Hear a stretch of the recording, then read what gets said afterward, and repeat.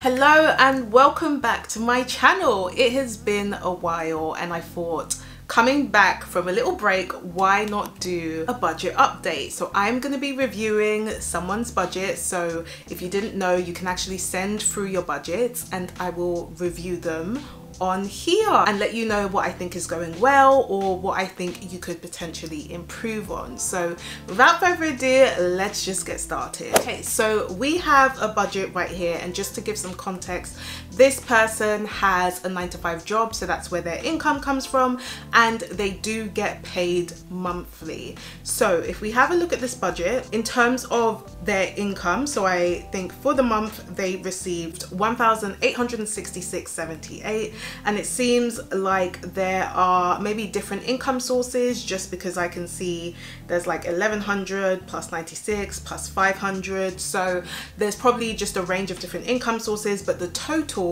is just over 1,800. Then I think what this person has done is she has put like a summary of everything. So she's put how much she's paying into her bills, which is 814, her savings, which is 110, debt 216, spending 500, and then she's got another 226 left over.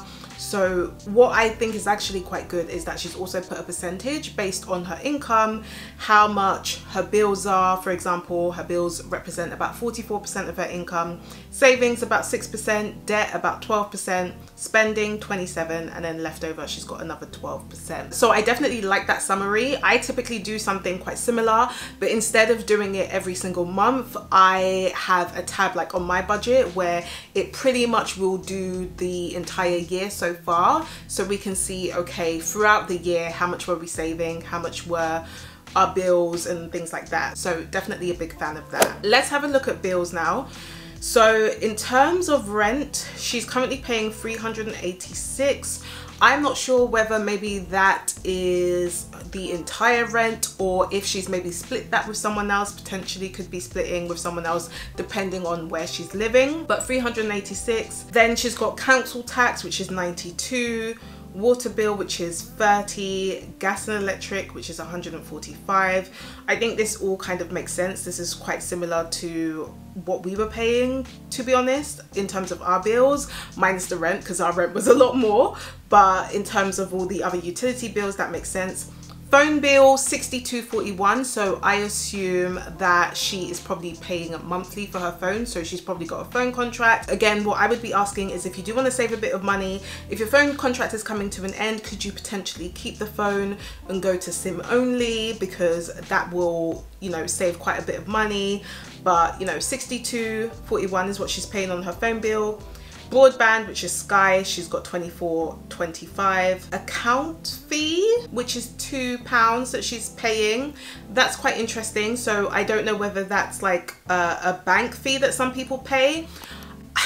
I don't think I've ever spoken about this, but I always kind of wonder why there are some banks that charge fees, and I'm curious just to figure out what exactly is the benefit, because some banks, they will charge fees but they might give you cash back, for example. So potentially, if like the benefit outweighs the cost of how much you're paying every month, then that makes sense. But if they're just charging you just to use the account, I would maybe look at, you know, going to another bank or something, because yes, it's only £2, but like, why do we need to give the bank any more money than they need? That's my kind of question. So if it's not giving you any benefits, like if it's not giving you things like cashback or rewards or anything like that, potentially you might want to look at, you know, removing that and going with another bank. So that's just kind of my thought on that. We've got HSBC insurance, so that's 11 a month. It doesn't specifically say what insurance that's for, but you know, 11 doesn't seem to be too bad.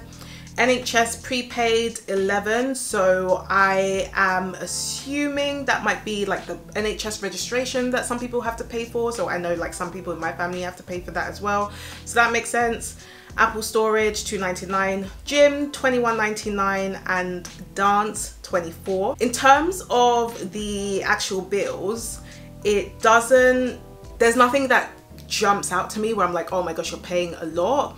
The only thing again that I maybe would make a couple of changes if you can is just the phone bill once your phone contract ends, and then also the account fee as well, if that's a bank fee, because that might be something else completely different. I do love the idea that dance is on there, because I'm someone who is also a massive fan of dance, and I like to just see it on the budget. And obviously, you know, gym membership is on there again as well. I'm not one of those people that will say like cancel your gym membership. I'm definitely not one of those. If you've seen my previous budget videos, we always have our gym membership on there, and that's just because we think it's important for us in terms of, you know, health wise. Like, there is no wealth without the health. You need the health if you want to build wealth, as I would like to say. So I'm definitely a massive fan of that. I wouldn't really ever tell someone to like remove their gym membership, unless, for example, you have a gym membership, you're paying like $100 a month and you literally do not go. Then of course you might want to reconsider that and do something else, but $21.99 doesn't seem very much as well. So yeah, I think that's all good. So yeah, that represents about 44% of her income. So now we move over to savings. So she has got savings for 35, which is for a specific person. So it could be, and I have no idea, but it could be, for example, maybe a family member or a child, for example. So we've got 35 going into that. We've got the help to save, so that's another 50 going into that. And then we also have a platform called Moneybox, which is what some people tend to use, where she is saving 25 into that. And actually, if we once we go through all of this, she shows us her totals as well, which is quite interesting. So again, I'm not particularly sure like what exactly the savings are for. For example, it could be for a house deposit, it could be for an emergency fund. So it would be good to know what exactly you're saving for. But no, I'm always happy when someone is saving a bit of money, so no complaints there. Let's move over to debt. So she's got a personal loan that she's currently paying $136 a month, it looks like, into that loan. Then she's also got a credit card which she's paying $33 into, which looks like it might be a minimum payment. And then she's also got DFS, which she is paying $46.95, which I would assume is for furniture, because DFS is a furniture company. So she might have taken something on credit and then obviously she's paying that back.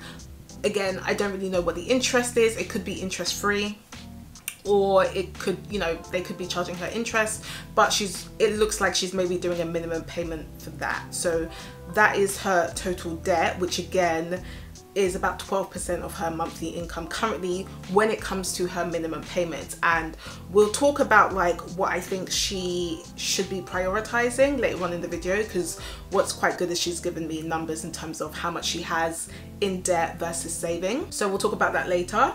But now let's go on to spending. So her spending is actually quite broad, and one thing that I always tell my clients is, depending on how particular you want to be with your numbers will depend on how you actually note down your spending in your budget. So I have some clients where they want to be really, really specific. So a bit like me, where I'm like, okay, I've got groceries, then I've got toiletries, then I've got eating out, then I've got, you know, date night. So I'm quite particular with my different areas. You can budget like that, but I also have some clients where they want to be a bit more broad, just because they don't want to feel like they're restricted in a certain area. So that's kind of what this person sounds like she's been doing. She's only got 3 categories. So it seems like actually she wants to be quite broad with her spending. So she's got a category for food, which is $250, one for transport, which is $100, and then she's got a category for other, which is $150. So this definitely makes sense. I think the only question would just be, when you're tracking your spending, like if for example you put $150 for other at the end of the month, is that enough during the month? Like when you have a look at your budget the month before, had you actually spent around $150 on everything else? That's kind of all I would say. And then again, that's about $500, which is about 27% of her monthly income. So there's nothing that probably screams out to me. With the food, it will depend on how many people are in her household. Is it just her? Is it, you know, her and someone else? So, you know, I can't really judge, and I would never really want to judge on how much you spend on food. That's also something that I've always mentioned. I'm like, food will always depend on the type of things that you like to eat. So that's fair enough. And then obviously you've got transport and other. So literally my only question would be, is this enough for you? And have you been looking at your past spending habits to figure out whether this is enough? So that's all I would say with that. Okay, so if we scroll down, she's actually given us the totals of her debt and her savings at the moment. So with her debt, she's got over 7,755 in her personal loan. She's got a 3,200 balance on her credit card. And then for DFS, which again, I think is for furniture, so maybe she got like a sofa or something, that is 1,643. So her total debt comes to about 12,600. Then on the other side, she's also got savings as well. She has got savings with Chip, which is just a platform that you can use to save money on. That's 9,608. Then she's also got Help to Save, which actually I should have mentioned, that is essentially a government scheme, and I believe it's for people that are on relatively low incomes. So that's a scheme to help you save. So she's got about 2,050 in that.